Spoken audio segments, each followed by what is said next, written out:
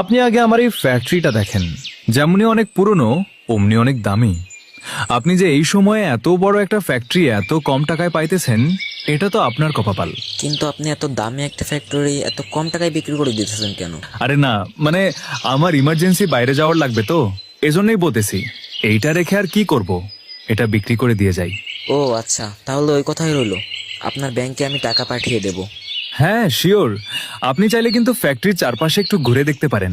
আরে না, ঘুরে আর কি দেখবো, আপনি যেহেতু বলছেন নিশ্চয় সবকিছু ঠিকঠাকই আছে। আচ্ছা একটা কথা, ফ্যাক্টরিটা রঙিন তো নাকি? আরে হ্যাঁ, একদম রানিং। আপনি চাইলে কাল থেকে কিছু ওয়ার্কার লাগিয়ে কাজ শুরু করে দিতে পারেন। আচ্ছা তাহলে ঠিক আছে, ওই কথাই রইলো, আমি আসি তাহলে।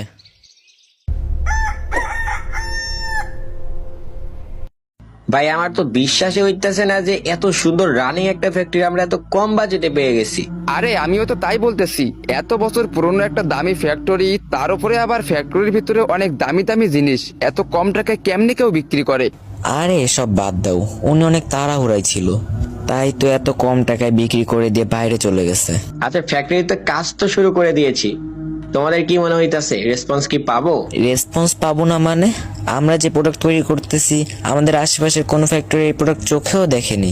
আমরা তো মনে হয় প্রথম প্রোডাক্ট দিয়েই বাজিমাত করে ফেলবো। পরে এটা পরে দেখা যাবে। আচ্ছা এটা বল, ফ্যাক্টরিতে ওয়ার্কার লাগিয়ে দিয়েছিস কতগুলো? এখন 50টার মতন লাগাইছি, যখন প্রোডাক্ট সেল হবে তখন আরো লাগাবো।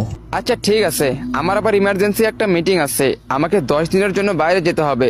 তাহলে রুবেল ফারহান, তোরা এই 10 দিন ভালোভাবে ফ্যাক্টরিটা দেখাশোনা করিস, আমি খুব তাড়াতাড়ি ফিরে আসবো।